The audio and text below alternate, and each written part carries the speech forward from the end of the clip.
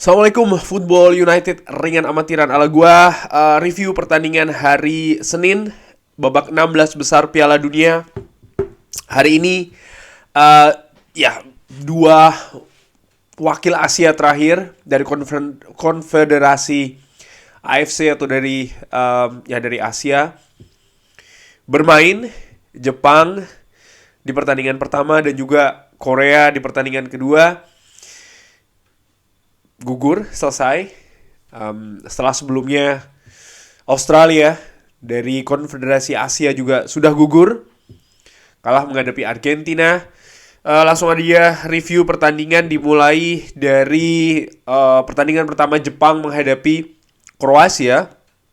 Gua melihat Jepang kalah adu penalti 1-1. Jepang unggul duluan di babak pertama. Gua melihat Jepang tampil berbeda jika dibandingkan dengan pertandingan sebelumnya ya. Jepang ketika menang menghadapi Spanyol ataupun ketika menang menghadapi Jerman. Ketika menghadapi Kroasia, gua melihat bagaimana Jepang ini tadi tampil lebih terbuka jika dibandingkan dengan menghadapi Spanyol untuk menghadapi Jerman ya, ataupun menghadapi Jerman, sorry. Tadi Jepang bermain terbuka, Jepang bermain lebih rapi di babak pertama, di mana ketika menghadapi Spanyol, ketika menghadapi Jerman di babak pertama Jepang tidak rapi, terutama ketika melakukan transisi. Banyak umpan yang tidak akurat. Tapi tadi menurut gua jauh lebih bagus. Angka akurasinya di atas 80% untuk Jepang di babak pertama. Bahkan menurut gua Jepang punya momentum dan juga punya peluang sebenarnya di babak pertama ini untuk mencetak gol lebih dari satu. Kalau saja mereka lebih tajam, kalau saja mereka lebih klinikal. Gua melihat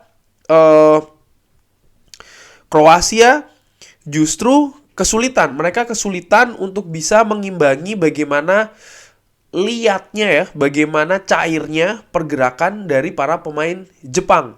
Terutama ketika pemain dari Kroasia ini menguasai bola. Pemain Jepang, wah, betul-betul pergerakannya. Mereka melakukan pressing. Mereka terus bergerak, menyulitkan pemain Kroasia untuk bisa memegang bola, untuk bisa mengatur permainan, untuk bisa men-set permainan ya. Ini menurut gua cukup sulit.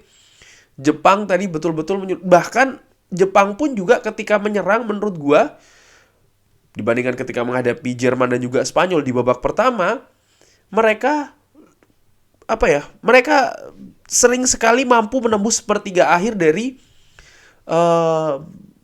Kroasia, walaupun banyak juga end passing yang mungkin tidak sampai ataupun juga seperti kayak kebingungan. Tapi menurut gua tadi tuh ada momentum Jepang di babak pertama. Ketika memasuki babak kedua, ketika situasi masih 1-0, Jepang pun menurut gua juga tetap tampil menyulitkan Kroasia.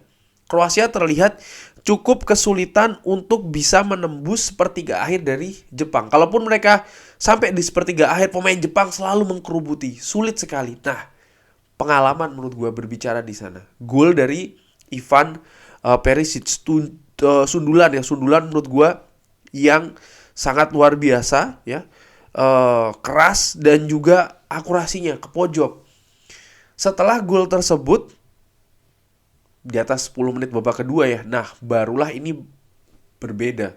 Gua melihat Jepang seperti kayak kehilangan konsentrasi, sementara Kroasia justru mendapatkan momentum. Dalam arti mereka akhirnya memegang possession lagi, lebih banyak memegang possession, nampak lebih bisa mengatur ya tempo, dan mereka tidak banyak melakukan kesalahan. Artinya akurasi umpan terutama bagi Kroasia ini jauh lebih baik dibanding dengan Jerman di babak kedua. Dibanding dengan Jepang ya.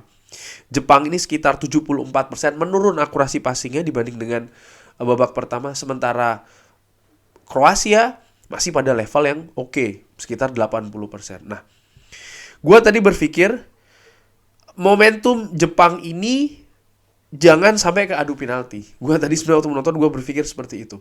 Karena kepercayaan diri, terutama mental ya, gue melihat sih agak berat ini. Agak berat, dan gue juga tadi berpikir kalau di babak kedua setelah melihat ya permainan Jepang, sepertinya memang momentum Jepang itu ada di babak pertama, dan di babak kedua pun juga gue melihat ada penurunan intensitas di sana. Memang di perpanjangan babak pertama ya, artinya di perpanjangan 2 kali 15 menit, di 15 menit yang pertama Jepang menurut gue tampil lebih menekan, seakan mereka tahu mereka tidak ingin sampai ke adu penalti. Dan ternyata betul, ketika adu penalti ternyata Algojo atau penendang dari Jepang ini 3 yang gagal.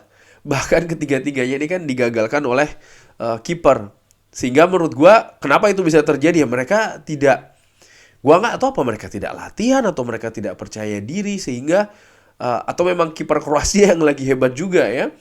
Sehingga ya, tapi gua lebih melihat tidak ada apa ya, tidak ada kayak kepercayaan diri itu berbeda, ketenangan juga berbeda. Nampak ada beban, lebih ada beban di para pemain Jepang ketika mengeksekusi tadi. Yang sekali lagi gue ulangi, gue melihat momentum Jepang tuh sebenarnya ada di babak pertama. Kalau saja mereka mampu mencetak gol lebih dari 1 ya, karena di babak kedua sebenarnya terlepas dari gol Ivan Perisic, Kroasia tuh kesulitan untuk bisa menembus pertahanan Jepang sih. Hanya saja Jepang tidak setajam ya, tidak banyak momentumnya ataupun peluang yang didapatkan seperti di babak pertama. Tersingkir Jepang di pertandingan kedua, Brazil melawan Korea. Tidak banyak yang menurut gue yang bisa direview.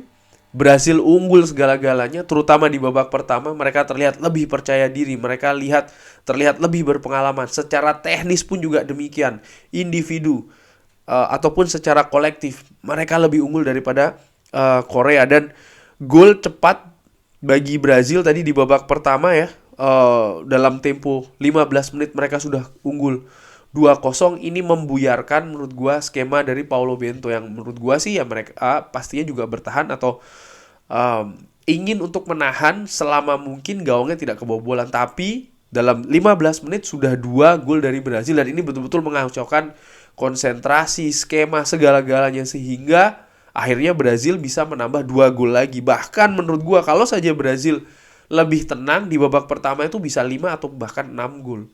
Nah, di babak kedua nampak memang Tite, pelatih dari Brazil ini melakukan perubahan di sana. Sudah unggul 4-0, sudah tidak lebih lebih memaksakan lagi menurut gua.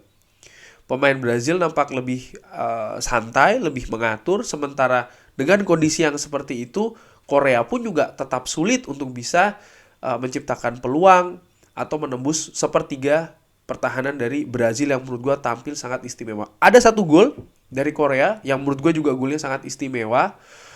Diawali dari tendangan yang menurut gue sangat keras, ada deflected di sana, but anyway goal segol 4-1. Setelahnya gue melihat ya Brazil intensitasnya jauh menurun sih dibandingkan dengan babak pertama, terutama ketika mereka menyerang ya. Walaupun mereka seperti itu pun juga masih bisa mendapatkan beberapa peluang. Dan di pertandingan tadi juga Tite menurut gua cukup baik dengan banyak melakukan pergantian, termasuk kiper juga diganti ya, karena memang mereka sudah unggul telak ya. Dan masih ada pertandingan selanjutnya, nampak Tite juga ingin menyimpan pemainnya maupun juga tenaga fisik daripada pemainnya yang ada di atas lapangan, dengan itu tadi menurunkan intensitas ketika menghadapi Korea. Baik Korea maupun Jepang menurut gua terlepas kegagalan kali ini, tapi di sisi lain cukup baik ya, sebagai wakil Asia mereka bisa lolos dari penyisihan grup sekalipun terhenti di babak 16 besar. Karena menurut gua ketika awal pembagian grup ya mungkin mereka ini bukan unggulan untuk bisa lolos, tapi ternyata mereka mampu membalikkan situasi tersebut. Bahkan Jepang mampu sebagai juara grup. Tentu saja ada faktor keberuntungan juga di sana, iya gua akui, tapi kan tidak semata-mata keberuntungan, karena mereka juga memainkan sepak bola kan. Mereka juga berusaha, mereka juga mengatur taktik dan lain-lain. Ya menurut gua segi keberuntungan atau faktor keberuntungan tuh selalu ada. Tapi ada juga faktor di luar keberuntungan kan, dan itu menurut gue yang ya sekali lagi menunjukkan mungkin memang kelasnya belum bisa lebih dari saat ini. Sekalipun tadi gue sangat berharap sebenarnya Jepang, dan seperti yang gue perkirakan ya di babak 16 besar Kalau Sobat Football United ada yang lihat itu kan gue videonya gue sebenarnya lebih mengunggulkan Jepang. Dan tadi pun sebenarnya di babak pertama selesai gue masih yakin sih Jepang ini bisa apa ya, bisa lolos asal mereka solid di belakang ya kan, dan tetap cair dalam melakukan pergerakan. Fisik menurut gue itu kuncinya. Tapi ternyata gol dari Ivan Perisic yang sangat jeli menurut gue, ya Daluk adu penalti dan selesai Jepang. Tinggal ada satu wakil dari luar benua Eropa dan juga Amerika, yaitu adalah Maroko. Dari Afrika tentu saja, yang besok akan menghadapi Spanyol, sementara Portugal menghadapi Swiss. Gua sih ada rencana besok akan live commentary lagi pertandingan yang mana. Ikuti terus Football United, nanti insya Allah akan gua umumkan di sana. Sekali lagi terima kasih sudah menyaksikan review kali ini. Bagaimana menurut Sobat Football United?